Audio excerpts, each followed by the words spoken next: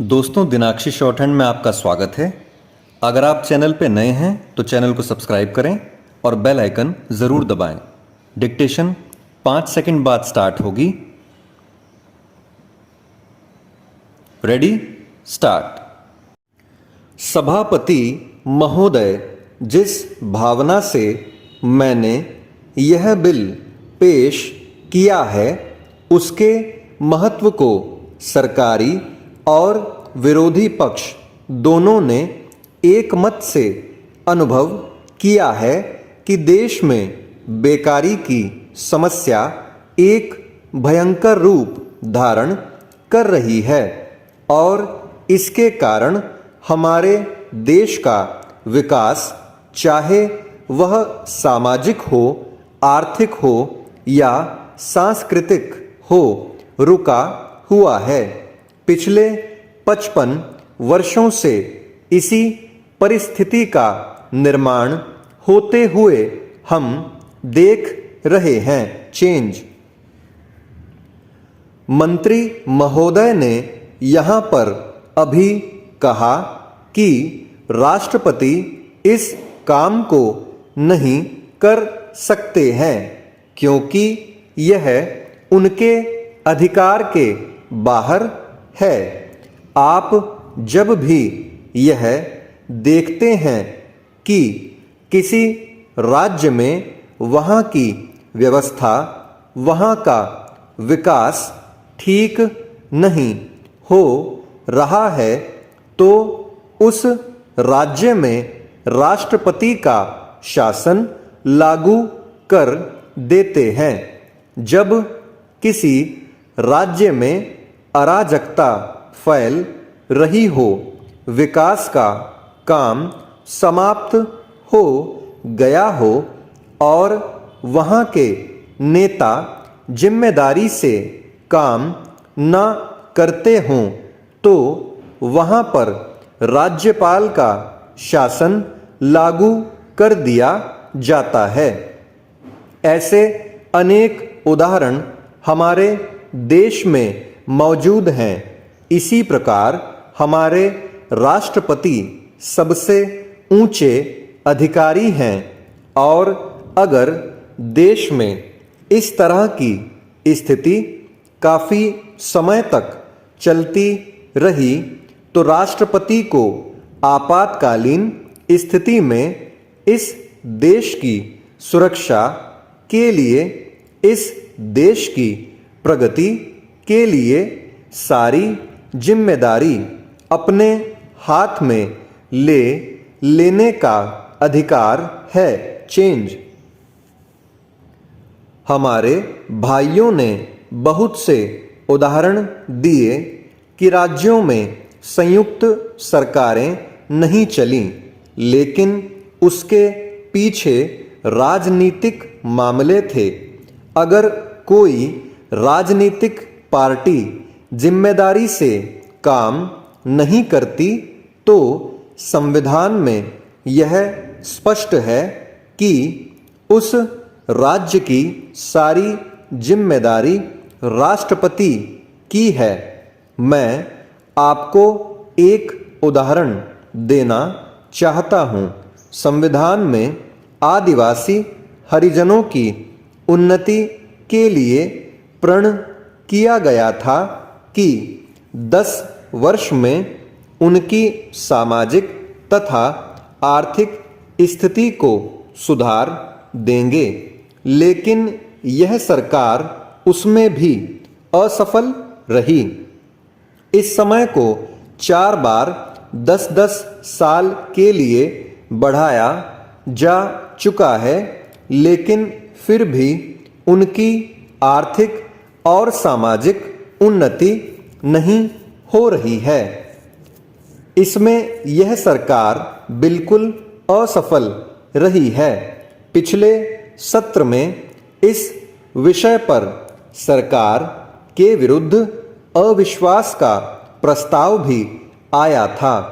इसलिए मेरा कहना है कि भारत में इस समय जो बेकारी की समस्या है वह इस ढंग की समस्या है जिसके रहते सारे देश को उन्नत बनाने की व्यवस्था हम सोच रहे हैं। चेंज। सभापति महोदय, वह केवल एक स्वप्न ही रह जाएगा। ऐसी स्थिति में मैं अनुभव करता हूँ कि आपातकाल की घोषणा की जाए और इस देश के जो बुद्धिमान लोग हैं उनको लेकर एक सर्वदलीय सरकार स्थापित की जाए। हम यह अनुभव करते हैं कि जिस तरह का शासन इस समय चल रहा है उसमें देश की कोई भी समस्या हल होने वाली नहीं है, बल्कि इस सरकार की गलतियों से समस्याएं बढ़ती जा रही हैं। राष्ट्र की आंतरिक सुरक्षा के विषय में जो बिल मंत्री महोदय ने प्रस्तुत किया है उस पर अब तक जितने भी भाषण हुए हैं उनको मैंने बड़े ध्यान से सुना है। माननीय सदस्यों ने व्यक्तिगत स्वतंत्रता की लपेट में बहुत सारी बातें कही हैं और हमारे दल की ओर इशारा करते हुए कहा कि हम भी इसके औचित्य के संबंध में फिर से विचार करें। मैं जहां तक समझ पाया हूं हमारे गृह मंत्री जी को इस बिल को प्रस्तुत करने में कोई सुख नहीं हुआ, बल्कि वर्तमान परिस्थितियों को दृष्टि में रखते हुए उनको दुख हो रहा है। आज जब हम नागरिक सुरक्षा, व्यक्तिगत सुरक्षा और स्वतंत्रता की बात करते हैं तो सबसे पहले उसमें व्यक्तिगत सुरक्षा की बात आती है। प्रत्येक नागरिक इस राष्ट्र की अपनी सत्ता में रहकर सुरक्षित रहना चाहता है। हमने इस बात की सुरक्षा अपने संविधान में दी है और हम यह आशा करते हैं कि राजनीतिक दलों में आपसी मतभेद होते हुए भी राजनीतिक मतभेद का आदर होना चाहिए। मतभेद होते हुए भी शांति और सुरक्षा बनी रहनी चाहिए। चेंज। माननीय सदस्य पूछते हैं कि ऐसी कौन सी असाधारण परिस्थिति आ गई थी जिसके कारण आपको नज़रबंदी बिल लाना पड़ा। मैं आपसे कहना चाहता हूँ कि क्या ही अच्छा होता यदि नेहरू जी की उस बात को जो उन्होंने लोकतंत्र के संबंध में बहुत वर्ष पहले कही थी आज भी स्मरण रखते।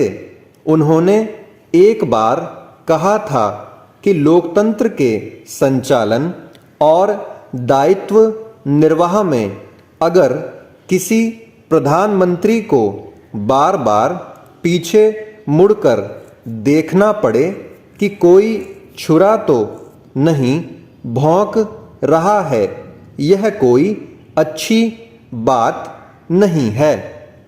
यदि ऐसी परिस्थिति देश में पैदा हो जाए, सांप्रदायिक दृष्टि से देश के विभिन्न स्थानों पर सांप्रदायिक दंगे हो रहे हों, उनका सामना करते हुए यदि हम जनता को सुरक्षा दे सकें तो फिर किसी बिल की आवश्यकता नहीं है।